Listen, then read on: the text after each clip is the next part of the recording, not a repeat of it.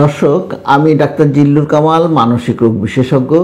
আপনাদের সামনে আজকে আমি বলবো শ্বাস প্রশ্বাসের ব্যায়াম নিয়ে। আপনি হয়তো ভাবতে পারেন শ্বাস প্রশ্বাস তো আমি প্রতি মুহূর্তে নিচ্ছি, এটা আবার শেখার কি আছে। আসলে শ্বাস প্রশ্বাস আমরা যেভাবে নিচ্ছি আর শ্বাস প্রশ্বাসের ব্যায়াম এটা কিন্তু এক কথা না। শ্বাস প্রশ্বাসের ব্যায়ামটা আমাদেরকে মানসিক রোগ কাটিয়ে ওঠার জন্য কিংবা আমাদের অন্যান্য অনেক সমস্যা কাটিয়ে ওঠার জন্য বা অন্যান্য অনেক স্বাস্থ্যগত সমস্যা কাটিয়ে ওঠার জন্য অত্যন্ত জরুরি। আপনি দেখবেন মানসিক রোগ বিশেষজ্ঞের কাছে গেলে কিংবা সাইকোলজিস্টের কাছে গেলে তারা আপনাকে শ্বাস প্রশ্বাসের ব্যায়ামটা করতে বলবে। শ্বাস প্রশ্বাসের ব্যায়ামটা অনেকভাবে করা যায়। আপনি যদি ইউটিউবে সার্চ দেন কিংবা গুগল সার্চ করেন, আপনি অনেক ধরনের শ্বাস প্রশ্বাসের ব্যায়াম পাবেন। এক একজন বিষয়গুলোকে এক একভাবে উপস্থাপন করেছেন। তখন আপনি ধান্দায় পড়ে যাবেন যে আপনি কোনটা করবেন। কেউ বলছেন এইভাবে গুনে গুনে নিন, তারপরে এইভাবে গুনে গুনে ছাড়ুন। কেউ বলছেন এইভাবে গুনে গুনে নিন, এতক্ষণ ধরে রাখুন, তারপর আবার এতক্ষণ গুনে গুনে ছাড়ুন।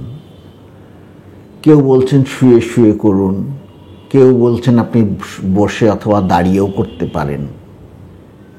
আসলে তারা কেউ ভুল বলেননি, তাদের মতো করে সব কিছুই ঠিক আছে। কিন্তু সাধারণভাবে আপনি আমি যখন করতে যাব তখন তো এত নিয়ম কানুন করে এত জনের কথা শুনে আমি পারবো না। তাহলে আমাকে একটা সাধারণ নিয়ম মেনে সাধারণভাবে কাজটা করতে হবে, যেন আমি সহজভাবে জিনিসটা করতে পারি।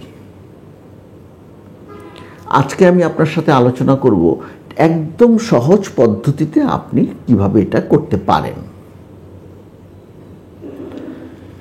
আপনি এই শ্বাসের ব্যায়ামটা শুয়ে, বসে, দাঁড়িয়ে, এমনকি হাঁটতে হাঁটতেও করতে পারেন। আপনার যখনই আপনার মনে হবে যে শ্বাসের ব্যায়ামটা করা জরুরি, আপনি নিজের মধ্যে টেনশন, অস্থিরতা বোধ করছেন, নিজেকে একটু শান্ত করা দরকার, তখনই আপনি এটা করতে পারেন। আপনি পরীক্ষা দিতে যাবেন, এটা করতে পারেন। আপনি ইন্টারভিউতে যাবেন, করতে পারেন। আপনি একটা দুঃসংবাদ পেয়েছেন, সেটা নিয়ে অস্থির বোধ করছেন, আপনি শ্বাসের ব্যায়ামটা করতে পারেন। যে কোনো সময় আপনার মধ্যে অস্থিরতা বোধ করলেই আপনি এটা করতে পারেন। করার নিয়মটা খুব সাধারণভাবে বলছি।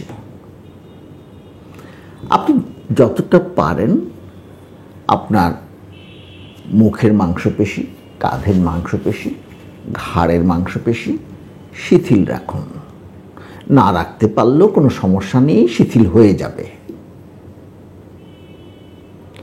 নাক দিয়ে লম্বা করে শ্বাস নিন। তারপর মুখটা গোল করে, আপনি মোমবাতি নিভাতে গেলে যেভাবে মুখটাকে গোল করেন, ঠিক সেভাবে গোল করে ফু দিয়ে আস্তে আস্তে শ্বাসটা ছাড়ুন। যতক্ষণ ধরে আপনি শ্বাসটা নিয়েছিলেন, ছাড়ার সময় তার চেয়ে একটু লম্বা করে ছাড়ার চেষ্টা করুন। এভাবে করে আপনি যতক্ষণ পর্যন্ত না শান্ত হচ্ছেন, ততক্ষণ পর্যন্ত এটা ধীরে ধীরে করতে থাকুন।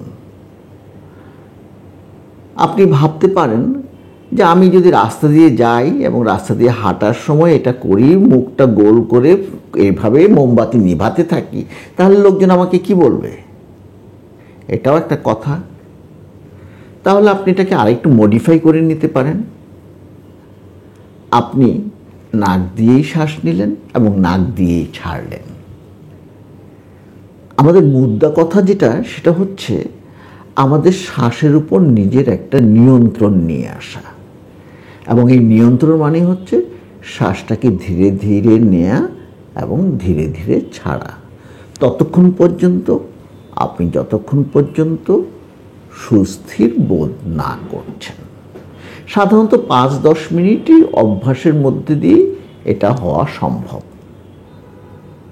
অতএব দর্শক, আপনি শ্বাস প্রশ্বাসের ব্যায়াম করতে চাইলে এইভাবে সাধারণ নিয়মে ব্যায়ামটা করতে পারেন।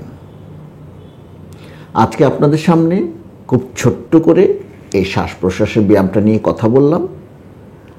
ভিডিওটি ভালো লাগলে লাইক, শেয়ার, কমেন্ট করবেন। আরেকদিন দেখা হবে অন্য কোনো ভিডিও নিয়ে। ততদিন ভালো থাকবেন। ধন্যবাদ।